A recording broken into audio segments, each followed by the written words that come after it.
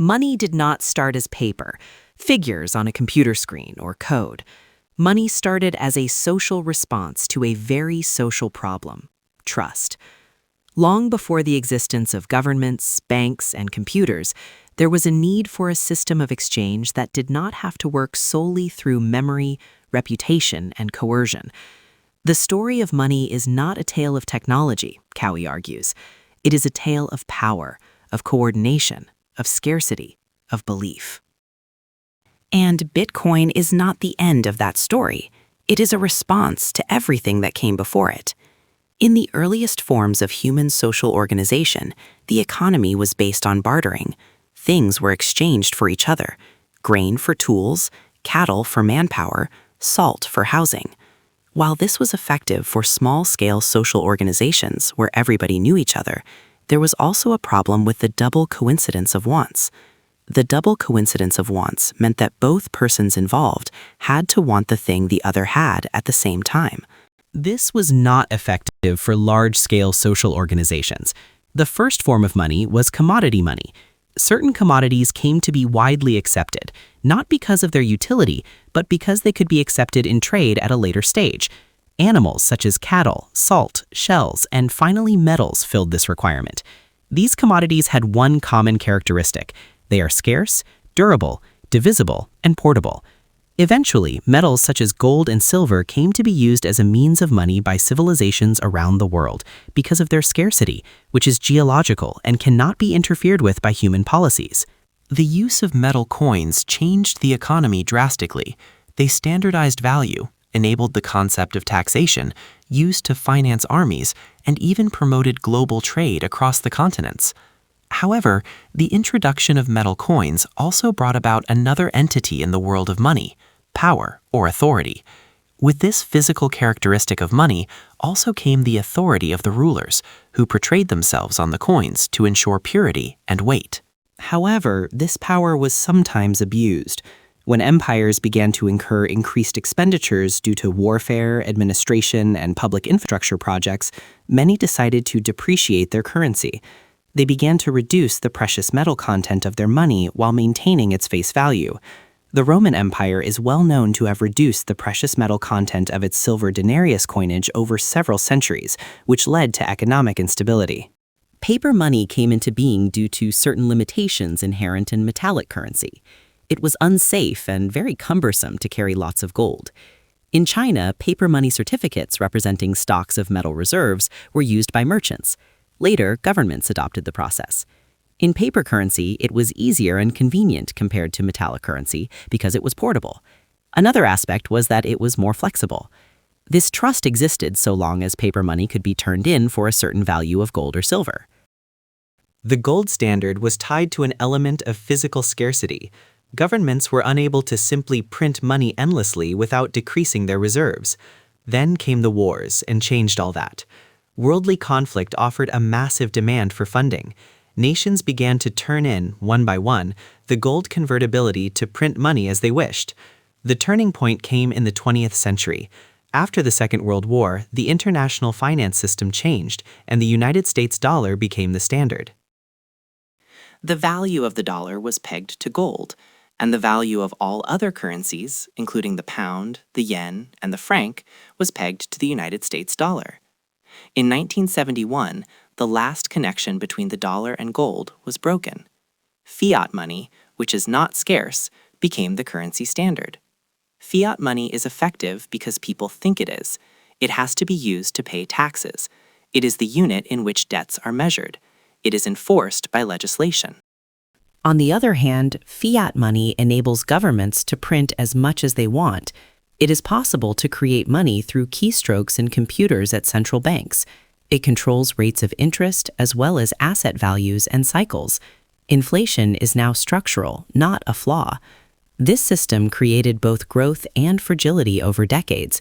Credit grew at a ratio greater than productivity. The financial system diverged from the real economy. Debts reached such levels beyond which repayment was never feasible. Crises started happening more often. These crises contributed to more monetary actions in the system. The public lost all confidence in the aftermath of the 2008 financial crisis. banks that were highly reckless were rescued. Regular people lost homes, savings, and employment. They printed trillions of dollars to calm the economy. This was eye-opening for some individuals, revealing that money was not an impartial player. It was political. It worked well for those who were closest to where the money was made. Bitcoin emerged against this background. Bitcoin did not come from a government, a corporation, or a research institution. Bitcoin came from a person with a pseudonym named Satoshi Nakamoto in 2009, and it was made open source. Inside the Genesis block was a message that was a reference to a news headline about a bank bailout. That was no accident. Bitcoin was a statement delivered through code. Essentially, what Bitcoin brought back to the digital realm is the concept of scarcity. Unlike traditional currencies, the supply of Bitcoin is not intuitive. There will only be 21 million Bitcoins in existence. This supply will not be dictated by any central bank or any governing body. Rather, it will be governed by the laws of mathematics. The network on which Bitcoin operates is decentralized. There exist verifiers on this network who are known as miners, and these individuals compete to solve cryptographic puzzles. This mechanism ensures that a certain rate of new bitcoins is released into circulation, following the path that real metals follow. There exists a steadily decreasing rate of new coin creation, making it resemble the extraction path of valuable metals. Bitcoin has been termed digital gold, not because it resembles gold, but because it behaves like it. The blockchain, the technology underlying the Bitcoin phenomenon, is a distributed ledger system that is kept by thousands of separate nodes. There is no central server in this design. Each transaction is public, and every transaction is traceable, and the reliance on trust is placed not in an institution, but in code, according to Paul Vigna and Michael J. Casey. Cryptography and economic incentives provide the security necessary for the system's integrity. This is an entirely different paradigm for how money can behave. For the first time, value can move around and around the world without any intermediaries. No banks, no clearing organizations, no need to ask anyone's permission. Whether it's from New York to Nairobi or across the street, the same conditions apply to all transactions. It doesn't matter where anyone is located. Bitcoin demarcates money from the state.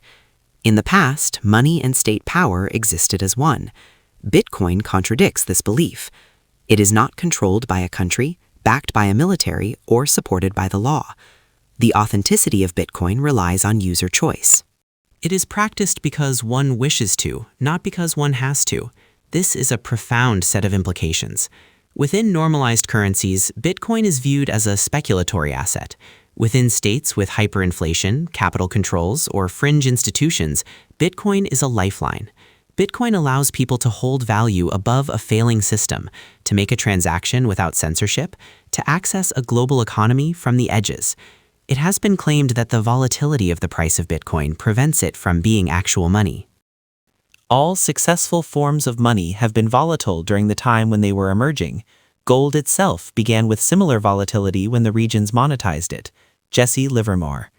Then there are those who see that there's no intrinsic value in Bitcoins. The fact, though, is that money has never ever possessed intrinsic value in itself. The value of gold lies in its widespread acceptance of its scarcity and utility. The value of fiat money lies in its ability to be enforced by law and its trust in institutions. The value of Bitcoins lies in its characteristics. It's scarce, secure, portable, divisible, and non-censorable. Energy use is another area of similar criticism. Bitcoin's electricity use is high. However, this energy also secures the network and can be considered in place of many different pieces of infrastructure within the traditional finance industry, such as data facilities, office spaces, armored trucks, and military protection of monetary policy. Furthermore, it tends to consume the lowest cost energy. In addition to Bitcoin, the overall cryptocurrency space investigates new frontiers. However, Bitcoin stands out in its focus. It does not set out to do everything. It sets out to do one thing well. It aims to be sound money in a digital age. It aims to provide a safe and trustworthy medium of exchange. It aims to ensure that a user can buy and sell everything that is for sale anywhere on Earth, and that the progress from bartering to Bitcoin is not in a straight line. It is cyclical. Trust is passed from people to commodities, from governments to institutions, and is perhaps on its way back to decentralized platforms. Each step is based on the failure of the preceding system. Bitcoin doesn't offer a utopia. It doesn't remove inequality, greed, or economic cycles. Bitcoin provides choice, something else, something called a monetary system, whose rules cannot be altered by whomsoever is in power when it pleases them. In this respect, Bitcoin is more philosophy than technology. However, it poses a simple question that echoes through time: who ought to rule money? A king would offer a crown in answer to this question. A state would furnish a decree. A central bank would supply a model. Bitcoin supplies a code. Whether Bitcoin becomes the global reserve currency, the parallel currency system, or the footnote in history is still in the making. The fact that it now exists has already changed the dialogue. It has challenged assumptions that were taken for granted for centuries. It began as an instrument to enable the exchange process, but over time, money evolved to act as an instrument of control. Bitcoin seeks to take it back to its basic roots: scarcity, tenuity, and voluntary participation. This is the completion of a cycle that began from the days of bartering and continues now through the digital age. But this is far from the end of the evolution of money.